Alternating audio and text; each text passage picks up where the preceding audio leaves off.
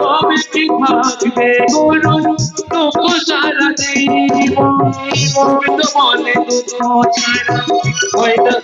জীবন গোবিন্দ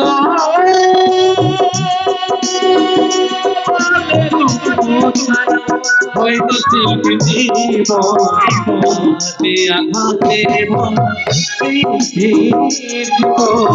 কেমনে ভরাবো বলো সবাদের মন আঘাতে আঘাতে শিল্পী জীবন কেমনে ভরাবো বলো সবাদের মন আশীর্বাদে তোমার কি পাতে করো শিল্পী হলাম